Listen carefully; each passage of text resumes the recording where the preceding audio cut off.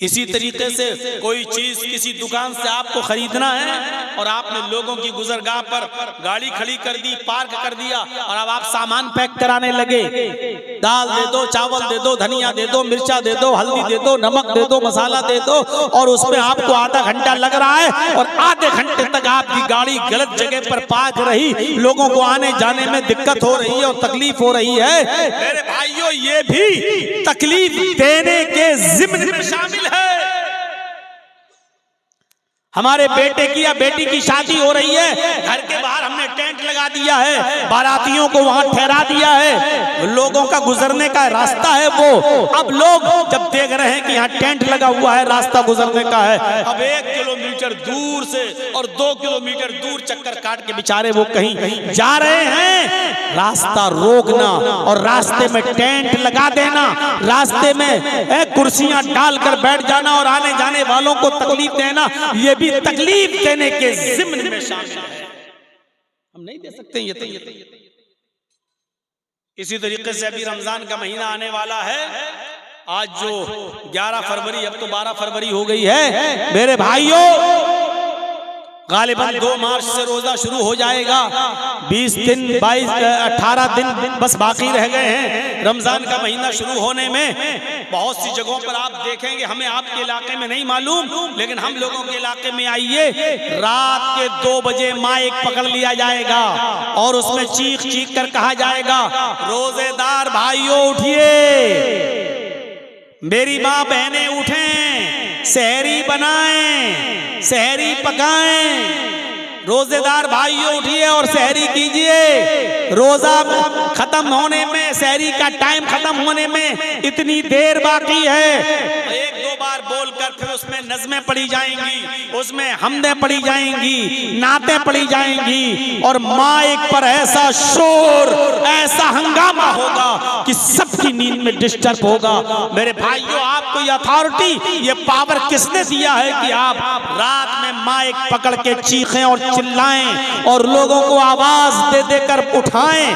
कौन सी हदीस में आया है कि रोजा रखने वालों को रोजे के लिए उठाना सवाब है? कहां है? अगर रमजान के महीने में रोजेदारों को उठाना सवाब होता तो रोजे से बढ़कर इबादत है नमाज। तब तो आपको हर फजर की नमाज से पहले, फजर की नमाज के लिए हर रात लोगों को उठाना सवाब होता और आप माइक पकड़ पकड़ के कहते हैं, फजर के नमाजियो, फजर की नमाज खड़े होने में इतना वक्त रह गया है, जल्दी आओ, आओ फजर की नमाज पढ़ने के लिए आओ। नमाज तो रोजे से बड़ी इबादत है। अगर नमाज के लिए लोगों को माइक लेकर उठाना जायज नहीं है तो मेरे भाइयों, फिर रोजे के लिए आपको माइक पकड़ के लोगों को उठाना कहां से जायज हो जाएगा? अब आप कहेंगे, क्या रोजेदारों को उठाना गुनाह है? अरे उठा दिया तो क्या हो गया? मेरे भाइयों, आप सिर्फ रोजेदारों को नहीं उठा रहे हैं, आप उन लोगों को भी बेदार कर रहे हैं जिनकी ऊपर रोजा नहीं है। एक बूढ़ा आदमी है जिसकी उम्र 90 साल हो चुकी है, अब वो रोजा नहीं रख सकता है, कमजोरी है उसको, बहुत ज्यादा नकाहत है, कमजोरी है। अब फिदिया देगा बस, अगर वो नहीं दे सकता तो उसकी औलाद देगी, एक मिस्कीन को खाना खिलाएगी रोजे के बदले में, फिदिया उसके ऊपर। लेकिन अब उसके ऊपर रोजा नहीं है, अब वो बेचारा रोजा रखने के लायक नहीं है। अब आप जब उठा रहे हैं, माइक में शोर कर रहे हैं, हंगामा कर रहे हैं, तो वो बेचारा, उस बूढ़े आदमी की नींद भी खुल रही है। एक आदमी ने मुझे बताया, मौलाना रोजे के दिनों में हमारे इलाके के एक आदमी ने मुझे बताया कि मौलाना इतनी जोर जोर से शोर होता है कि हमारे बाप जिनकी उम्र 85 साल है उठ जाते हैं, बेदार हो जाते हैं, जबकि मेरे बाप का इलाज चल रहा है, वो माइंडली डिस्टर्ब भी हैं, अब उनका दिमागी तवाज़ुन ठीक नहीं है, माइग्रेन की बीमारी है, उनको नींद की की गोली देना पड़ती है। उनको डिप्रान 10 mg की चल रही है। जब वो डिप्रान 10 mg की देते हैं तब उनको नींद आती है, जब वो सो जाते हैं। लेकिन अगर माइक की आवाज सुन लें तो उनकी नींद में डिस्टर्ब हो जाता है। फिर उनको कोई भी टेबलेट दे दो फिर नींद नहीं आती, और जब वो माइक की आवाज से उठ जाते हैं तो फिर बेचैन रहते हैं और पूरे घर वालों को फिर परेशान करते हैं। मेरे भाइयों मुझे बताओ, इस आदमी की इस परेशानी का जिम्मेदार कौन है? आप उस आदमी की भी नींद में डिस्टर्ब कर रहे हैं जिसको नींद की सख्त। एक हामिला औरत जिसके पेट में हमल है, बच्चा है, शरीयत उसको इजाजत देती है अभी रोजा न रखे। अगर रोजा रखेगी तो कमजोर हो जाएगी, खाएगी पिएगी नहीं तो पेट का बच्चा भी मर सकता है। शरीयत इजाजत देती है कि अभी वो रोजा छोड़ दे। अब आप जब माइक पर चीखते हो चिल्लाते हैं तो उस औरत की भी नींद खुल जाती है जिसके ऊपर रोजे की रुख्सत है, जिसके ऊपर रोजा भी नहीं है। एक मुर्जिया औरत जो दूध पिलाती है अपने बच्चे को, शरीयत कहती है जब तक वो अपने बच्चे को दूध पिला रही है रोजा छोड़ दे, क्योंकि माँ जब खाएगी तो तो दूध बनेगा, जब दूध बनेगा तो बच्चे को पिलाएगी, और जब खाएगी ही नहीं तो दूध नहीं बनेगा, और जब दूध नहीं बनेगा तो बच्चा पिएगा क्या? इसलिए दूध पिलाने वाली औरत जब तक बच्चा दूध पी रहा रोजा छोड़ सकती है और बाद में उसकी कज़ा करेगी। तो मेरे भाइयों अब गौर कीजिए, इस औरत के ऊपर जब रोजा नहीं है तो आप इसको क्यों उठा रहे हैं? आप इसकी नींद में भी डिस्टर्ब कर रहे हैं, इसकी भी नींद खुल रही है। तो इमाततुल अज़ान तरीक, रास्ते से तकलीफ दे चीज को दूर कर देना, यह भी ईमान का एक हिस्सा है। दो चीजें हो गई, तीसरी चीज पर हल्का सा इशारा करूंगा मैं, जरा गौर कीजिए तीसरी चीज क्या है। और इस तीसरी चीज का ताल्लुक हमारी माँ बहनों से भी है, हमारी माँ बहनें आई होंगी, जरा वो भी गौर करें। ये तीसरी चीज का ताल्लुक मर्दों से ज्यादा औरतों से है। वल हयाउ शुअबतुम मिनल ईमान, और हया ईमान का एक शुअबा है। तीन चीजें बताई थी, ला इलाहा इल्लल्लाह हो गया, इस पर इमाततुल अज़ा यानी रास्ते से तकलीफ दे चीज को हटा देना, इस पर भी मैंने थोड़ी गुफ्तगू कर दी। अब तीसरी चीज वल हयाउ शुअबतुम मिनल ईमान, हया शर्म भी ईमान का एक शोबा है। अल्लाह के नबी सल्लल्लाहु अलैहि वसल्लम ने फरमाया, बुखारी शरीफ की रिवायत है, इज़ा लम तस्तही फफ़अल मा शिता, जब तेरे अंदर से शर्म निकाल ली गई, जब तेरे अंदर शर्म नहीं रही तो जो तेरे दिल में आए वो कर। फफ़अल मा शिता, तो जो तेरा दिल चाहे वो कर। यानी जब किसी इंसान के अंदर से शर्म निकल जाए, हया निकल जाए, तो फिर जो दिल में आए वो करेगा, उसको कोई परवाह नहीं होगी कि मैं क्या कर रहा हूं। कल तक हमारी खूबसूरत लड़कियों और औरतों के गालों के खूबसूरत गालों को कभी आसमान की नजरों ने भी नहीं देखा था। आज हालत ये हो गई है कि इंस्टाग्राम पर और टिकटॉक पर आप डांस करती हुई नजर आ रही हैं। मुझे नहीं मालूम कि आपके बिहार का, कटिहार का और पूर्णिया, हरिया और झारखंड आपका गुड्डा साहिबगंज, इन तमाम इलाकों का मामला क्या है, मुझे नहीं मालूम।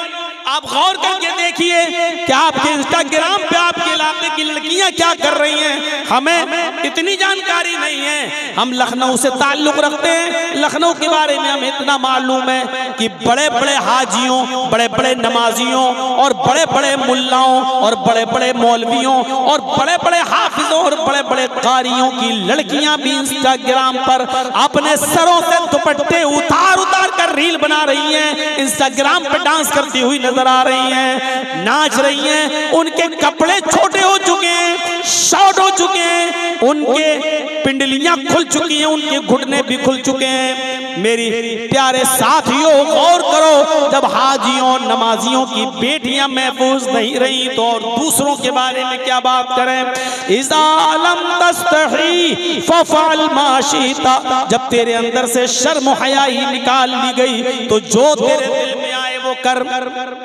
जब शर्म हया नहीं रहेगी तो इंसान यही सब करेगा। सोचिए तो सही, वेस्टर्न कल्चर ने हमें कहां पहुंचा दिया, मगरबी तहजीब ने हमें कहां पहुंचा दिया, पश्चिमी सभ्यता ने आज हमें कहां पहुंचा दिया। अब जब लड़की अपने घर में कैद रहने को और अपने घर में मुस्तकिल रहने को अपनी इंसल्ट समझने लगे, तो फिर आप अंदाजा लगाओ कि ये हम और आप कहां जा रहे हैं। उससे कहो कि अपने बाप के लिए खाना बनाओ, सवाब है। अपने भाई को खाना खिलाओ तो सवाब है। अपने भाई के कपड़े धुल दो, बहन अगर धुल देगी तो क्या बिगड़ जाएगा। अफसोस ये है अगर बहन अपने भाई के लिए घर में खाना बना दे तो आज की अकल परस्ती कहती है कि औरत की जिल्लत है।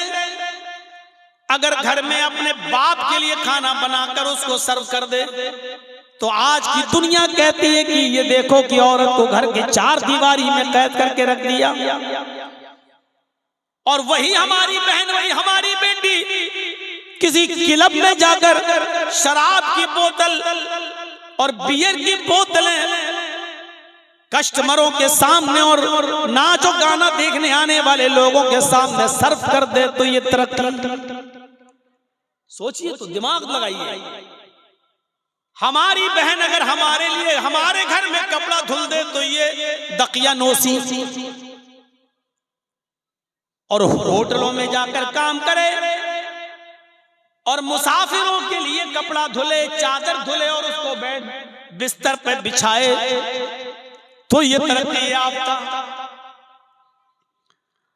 हमारी बहन और हमारी बेटी अगर खाना लाकर हमें सर्व कर दे तो दकिया नोसी। लेकिन प्लेन के अंदर, फ्लाइट के अंदर जाई और प्लेन के अंदर वही स्कर्ट पहनकर अगर हमारी वही बहन और हमारी बेटी पैसेंजर्स के सामने खाना सर्व कर दे, उनके सामने ब्रेकफास्ट सर्व कर दे तो तरक्की याफ्ता। इस अकल ने हमें कहां का छोड़ा है। अपने भाई, अपने बाप के लिए, अपनी माँ के लिए, अपनी बहन के लिए खाना सर्व करना तो दखिया नोसी हो गया और बाहर वालों के लिए खिलाना पिलाना तरक्की याफ्ता होने, लड़की की तरक्की याफ्ता होने की निशानी हो गई। फरमाया इज़ा लम तस्तही फअल मा शि'ता, जब तुम्हारे अंदर शर्म हया नहीं रहेगी तो जो तेरा दिल चाहेगा वो करेगा। हमारी बहनों और बेटियों से जब शर्म हया निकाल ली गई तो यही सोचा गई। वरना मेरे भाइयों और करो, शरीयत तो यहाँ तक कहती है और ये सबको मालूम है कि औरत मस्जिद में नमाज पढ़ने जा सकती है, इजाजत है, औरत मस्जिद में नमाज पढ़ने जा सकती है। बल्कि अल्लाह के नबी ने यहाँ तक फरमाया ला तमनउ अमा अल्लाहि युसल्लीना फिल मस्जिद, अगर तुम्हारी औरतें मस्जिदों में नमाज पढ़ने जाएं तो उनको हरगिज़ मत रोको, उनको जाने दो। अगर औरतें मस्जिद में नमाज पढ़ने की इजाजत मांगे तो दे दो। हदीस अपनी जगह पर है, औरतें मस्जिद में जा सकती हैं। मसला सुन लीजिए, औरतें मस्जिद में जा सकती हैं। दूसरी बात ध्यान में रखिए, अगर कोई औरत आपसे, आपकी बीवी, आपकी बहन बेटी अगर मस्जिद में नमाज पढ़ने की इजाजत मांगे तो आप उसको रोको मत, मस्जिद में नमाज पढ़ने की इजाजत दे दो, अपनी जगह पर सही।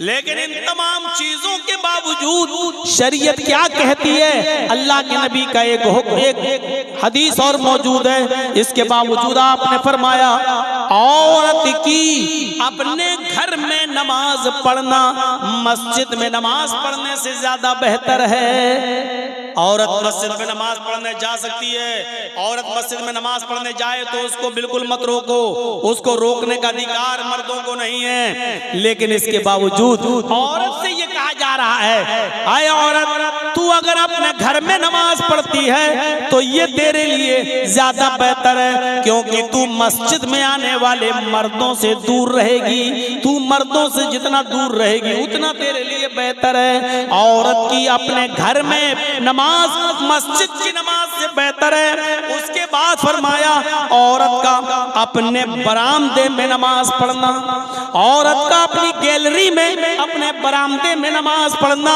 घर के सहन में नमाज पढ़ने से अफजल है। घर के सहन में तो कोई ना कोई आता रहता है, इसलिए बरामदे में नमाज पढ़ेगी तो और ज्यादा अफजल है। और इस टुकड़े पर गौर कीजिएगा, इस टुकड़े पर गौर कीजिएगा। औरत का अपने कमरे में, अपनी कोठरी में, जिसमें वो अपने शौहर के साथ रहती है और रात में वो कमरा बंद कर लिया जाता है, यानी जिस कमरे में वो अपने हस्बैंड के साथ रहती है उस कोठरी में, उस कमरे में नमाज पढ़ना घर के बरामदे में नमाज पढ़ने से अफजल है। यानी वो औरत जो अपने कमरे में, घर के अंदर कोठरी में अंदर नमाज पढ़ेगी वो और ज्यादा अफजल है, क्योंकि वो मर्दों से उतना ही ज्यादा दूर रहेगी। घर में भी तो लोग आते जाते रहते हैं, कभी चचा का लड़का, कभी खाला का लड़का, कभी फूफा का लड़का, कभी मौसा, ये सब आते जाते रहते हैं। और पर्दा तो इनसे भी है ना। एक लड़की को अपने खाला के लड़के से भी पर्दा है, अपने चचा के लड़के से भी पर्दा है, अपने मामू के लड़के से भी पर्दा है, तो पर्दा तो इनसे भी है। और ये लोग तो घरों में आते जाते रहते हैं जैसे कोई मामूली बात हो। तो औरत का अपने कमरे में, अपने कोठे में, अपने बेडरूम वाले कमरे में नमाज पढ़ना बाहर आंगन में और बरामदे में नमाज पढ़ने से अफजल है। ये बताया है, ये औरत की शर्म हया होती है। अल्लाह के रसूल सल्लल्लाहु अलैहि वसल्लम ने औरत को इतना ज्यादा मर्दों से दूर रहने का हुक्म दिया। करते इससे अंदाजा लगाइए शर्म हया का, औरत की शर्म हया का क्या माना हुआ, इससे आप अंदाजा लगाइए। हाँ, इसके बावजूद अगर कोई औरतें मस्जिद में आना चाहें पर्दे के साथ तो आ सकती है, कोई बात नहीं। लेकिन एक और नुक्ता देखिए, अगर तुम मस्जिद में जा भी रही हो तो जाओ, नमाज पढ़ने के लिए इजाजत है, लेकिन उस वक्त भी तुम्हारे लिए एक हुक्म है। अल्लाह के नबी के जमाने में औरतें मस्जिद में आया करती थी, हर औरत चाहती थी कि मैं मोहम्मदुर रसूलुल्लाह के पीछे नमाज पढ़ूं। नबी के पीछे नमाज पढ़ने का मकाम मर्तबा ही कुछ अलग है। तो हर औरत चाहती थी कि मैं नबी के पीछे नमाज पढ़ूं, और वो जाया भी करती थी और नबी के पीछे नमाज भी पढ़ती थी। उस मौके पर अल्लाह के नबी सल्लल्लाहु अलैहि वसल्लम ने पहली सफ की फजीलत बताई, मर्दों को खुतबा देते हुए पहले सफ की फजीलत बताई। आपने फरमाया लोगों नमाज की पाबंदी करो, कोशिश करो पहले सफ में नमाज पढ़ने की। तो मैं नहीं मालूम पहले सफ में नमाज पढ़ने का सवाब कितना है। आपने फरमाया अगर लोगों को ये पता चल जाए कि अगली सफ में, सबसे अगली सफ में नमाज पढ़ने का सवाब कितना ज्यादा है, तो लोग लड़ने लगेंगे अगली सफ में आने के लिए, झगड़ा करने लगेंगे आगे वाली सफ में नमाज पढ़ने के लिए। यहाँ तक कि कुरानदाजी की नौबत आ जाएगी, यहाँ तक कि कुरानदाजी की नौबत आ जाएगी, पर्चियां उठाने लगेंगी और नाम पढ़ा जाने लगेगा। नाम है, किसका नाम आया उसको आगे कर दिया जाए, किसका नाम आया उसको आगे कर दिया जाए। लिहाजा कुरानदाजी की नौबत आ जाएगी। इतना ज्यादा सवाब है अगली सफ में नमाज पढ़ने का कि अगर लोगों को बता दिया जाए कि इसका सवाब कितना है तो लोग लड़ने और झगड़ने लगेंगे अगली सफ के लिए। अब अंदाजा लगाइए कितना सवाब है। खैरु सुफूफिर रिजाली अव्वलुहा व शर्रुहा आखिरुहा, मर्दों के लिए सबसे बेहतर है कि वो अगली सफ में नमाज पढ़े। सवाब के एतबार से मर्दों की अगली सफ सबसे बेहतर है, और सबसे बुरी सफ है सबसे पीछे वाली। सबसे लास्ट में आया, सबसे पीछे उसको जगह मिली, सबसे पीछे नमाज पढ़ रहा है। अल्लाहु अकबर। मर्द की सबसे पिछली सफ सबसे बुरी सफ है सवाब के एतबार से, सवाब की कमी और बेशी के एतबार से सबसे बेकार सफ कौन सी है? सबसे पिछली सफ। अगली सफ का सवाब देख लिया, लेकिन औरतों के बारे में क्या फरमाया? आए मस्तूरात सुनो, अगर रात के 3:15 बजे तक भी तुम यहाँ मौजूद हो और नीमा के इस जलसे में बैठकर सुन रही हो तो सुनो, अल्लाह के नबी जनाबे मोहम्मदुर रसूलुल्लाह ने फरमाया खैरु सुफूफिन निसाई आखिरुहा व शर्रुहा वलुहा, औरतों की पिछली सफ सबसे पीछे वाली सफ सबसे अफजल सफ है, सबसे बेहतर सफ है सवाब के एतबार से, और सबसे बुरी सफ है आगे वाली सफ। जर्जी साहब नमाज पढ़ा रहे हैं, अल्लाह अकबर। मेरे पीछे मर्दों की 5 सफ़ें लगी हुई हैं, 5 सफ़ें मर्दों की। उसके बाद पर्दा पड़ा हुआ है और पर्दे के पीछे औरतों की 5 सफ़ें लगी हुई हैं। 5 मर्दों की हैं, 5 औरतों की है, बीच में पर्दा पड़ा हुआ है। तो जर्जीत साहब के पीछे जो मर्दों की अगली सफ़ है वो सवाब के एतबार से सबसे बेहतर है, और जो सबसे 5वीं सफ़, जो सबसे पिछली सफ़ है, वो सबसे बेकार सफ़ है सवाब के एतबार से मर्दों की। लेकिन उसके बाद पर्दा पड़ा है और पर्दे के बाद 5 सफ़ें औरतों की लगी हुई है। उन 5 सफ़ों में सबसे पीछे वाली जो सफ़ है औरतों की, वो सबसे अफजल सफ़ है। सबसे ज्यादा सवाब औरत को तब मिलेगा जब वो सबसे पीछे वाली सफ़ में नमाज पढ़ेगी, और सवाब सबसे कम उस वक्त मिलेगा जब वो आगे वाली सफ़ में, यानी औरतों की आगे वाली सफ़ भी सबसे बुरी सफ़ है सवाब के एतबार से। पीछे वाली सफ़ सबसे अफजल है क्योंकि वो मर्दों से उतना ही दूर रहेगी।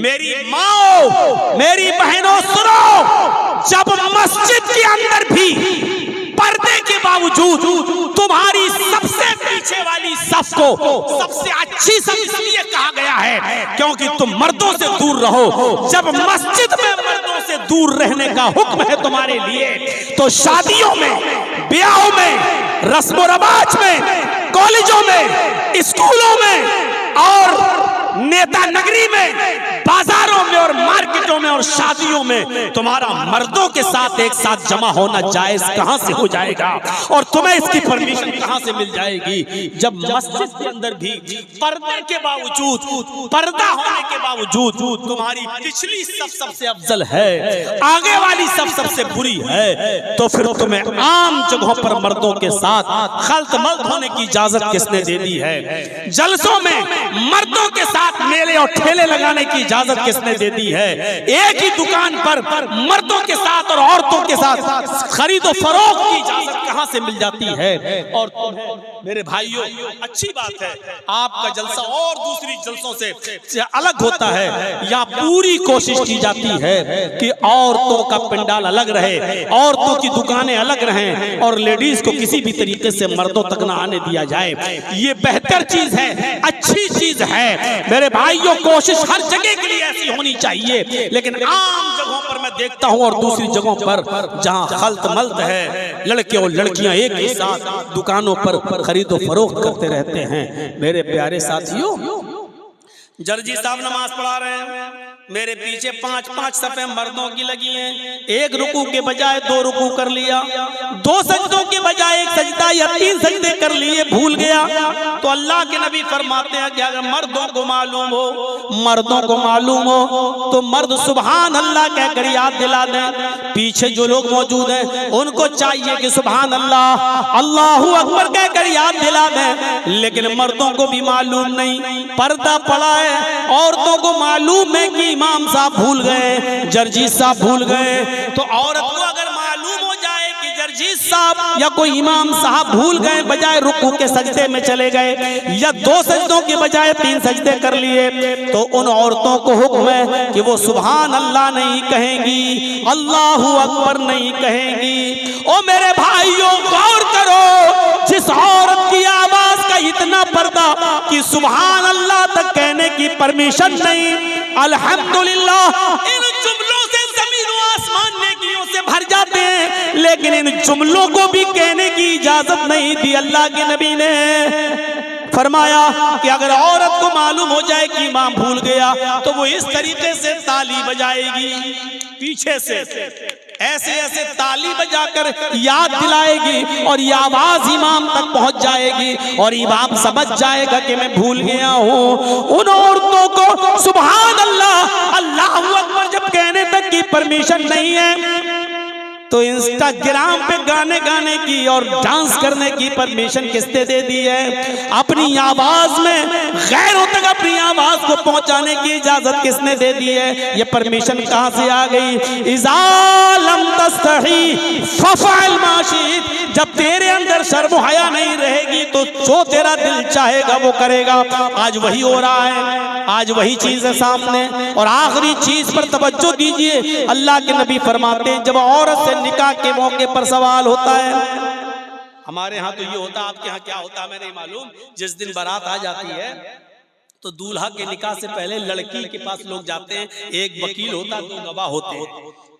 लड़की वालों की तरफ से वकील होता है और लड़के वालों की तरफ से गवाह होता है, या लड़की वालों की तरफ से वकील और लड़की, हालांकि शरीयत में वकील गवाह कुछ नहीं है, शरीयत में है ही नहीं, लेकिन यहाँ होता क्या है, एक लड़की वालों की तरफ से एक वकील और लड़के वालों की तरफ से 2 गवाह लड़की के पास जाते हैं और वहां उससे कहते हैं कि फला फला के साथ तुम्हारा निकाह किया जा रहा है, क्या इतने इतने रुपए मेहर के बस क्या तुमने उस लड़के को निकाह में कबूल किया? अब वो लड़की खामोश है, शर्म की वजह से नहीं बोल रही है। फिर उससे कहा जाता है निकाह कबूल किया। 2-3 बार जब लड़की खामोश रहती है तो उसकी सहेलियां आपस में कहती हैं कह दो हाँ किया, कह दो किया, कह दो किया। और जब तक वो बेचारी बोल नहीं देती कि हाँ मैंने निकाह कबूल किया, तो पूछा जाता, वकील पूछता गवाहों से तुमने सुना? गवाह कहते कि नहीं सुना। तो दोबारा बोलेगी लड़की, हाँ मैंने निकाह कबूल किया। जब वो जोर से बोल देगी तब गवाह कहेंगे हाँ मैंने सुन लिया, तब लड़के का निकाह होगा और ये गवाह कहेंगे हाँ मैंने सुना, लड़की ने कबूल किया। क्या जहालत और बर्बरियत है! ये वकील भी जाहिल, गवाह भी जाहिल। अरे तुम्हें किसने कहा था कि तुम उसके पास जाओ? अरे जब लड़की को शादी वाले दिन लड़के की तरफ से आए हुए कपड़े जब लड़की ने खुशी खुशी पहन लिए, समझ लो कि वो राजी है, समझ लो कि ये उसकी इजाजत है। और फिर भी तुम पूछते हो तो एक बार पूछो, फला लड़के के साथ तुम्हारा निकाह किया जा रहा है, क्या तुम्हें कबूल है? वो नहीं बोल रही है, खामोश है। अब दोबारा मत कहो उससे, क्योंकि अल्लाह के नबी ने कह दिया इज़्नुहा सिमातुहा।